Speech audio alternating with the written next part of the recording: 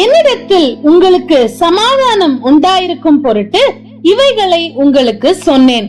உலகத்தில் உங்களுக்கு உபத்திரவம் உண்டு, ஆனாலும் திடன் கொள்ளுங்கள், நான் உலகத்தை ஜெயித்தேன் என்றார். யோவான் 16:33 இயேசு கிறிஸ்து சொல்லிய வார்த்தைகள் தான் இவை. இயேசு கிறிஸ்து இந்த உலகத்தில் வாழ்ந்த நாட்களில் நன்மை செய்கிறவராக சுற்றி திரிந்தார் என்று வேதம் நமக்கு குறிப்பிடுகிறது. இப்படியாய் அவர் அநேகருக்கு நன்மை செய்யும் பொழுதும் மனமடிவாய் இருக்கிற ஜனங்களை திடன் கொள்ள செய்கிறவராக, அவர்களை உற்சாகப்படுத்துகிறவராக, அவருடைய வார்த்தைகள் அவர்களை ஆறுதல் அடைய செய்கிறதாக இருந்தது என்று சொல்லி வேதத்தின் ஆதாரத்தின் மூலம் நாம் அறிந்து கொள்ளலாம். இயேசு கிறிஸ்து தம்முடைய மலை பிரசங்கத்தின் போது மத்தேயு 5:4 கூட துயரப்படுகிறவர்கள் பாக்கியவான்கள், அவர்கள் ஆறுதல் அடைவார்கள் என்று குறிப்பிட்டார். இப்படியாக இயேசு கிறிஸ்துவின் வார்த்தைகள் அநேகரை ஆறுதல் அடைய செய்ததை வேதத்தின் மூலம் நாம் அறிந்து கொள்ளலாம்.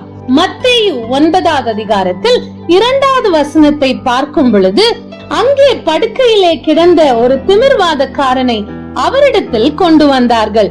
இயேசு அவர்களுடைய விசுவாசத்தை கண்டு திமிர்வாதக்காரனை நோக்கி, மகனே, திடன் கொள், உன் பாவங்கள் உனக்கு மன்னிக்கப்பட்டது என்றார்.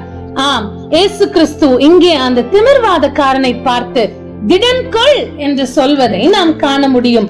அதே மத்தேயு 9 22 வசனத்தை நாம் பார்க்கும் பொழுது, இயேசு கிறிஸ்துவின் வஸ்திரத்தை தொட்ட அந்த ஸ்திரீயை பார்த்து இயேசு திரும்பி அவளை பார்த்து, மகளே, திடன் கொள், உன் விசுவாசம் உன்னை ரட்சித்தது என்றார்.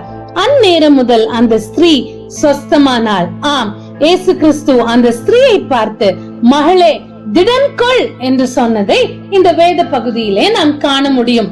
மற்றொரு சந்தர்ப்பத்தில் மத்தேயு 14:27 வாசிக்கும் பொழுது, இயேசு தம்முடைய சீஷர்கள் அவர் கடலின் மேல் நடக்கிறதை கண்டு கலக்கமடைந்து ஆவேசம் என்று சொல்லி பயத்தினால் அலறின பொழுது அவர்களை பார்த்து, திடன் கொள்ளுங்கள், நான் தான், பயப்படாதிருங்கள் என்று சொன்னதை வேதத்தின் மூலம் நாம் அறிந்து கொள்ளலாம். இப்படியாய் பயத்தோடு, நடுக்கத்தோடு, கலக்கத்தோடு, கவலைகளோடு, பலவிதமான கஷ்டங்களோடு, பாரங்களோடு இருந்த ஜனங்களை இயேசு தைரியப்படுத்துகிறவராக, அவர்களை ஆறுதல் அடைய செய்கிறவராகவே இருந்தார்.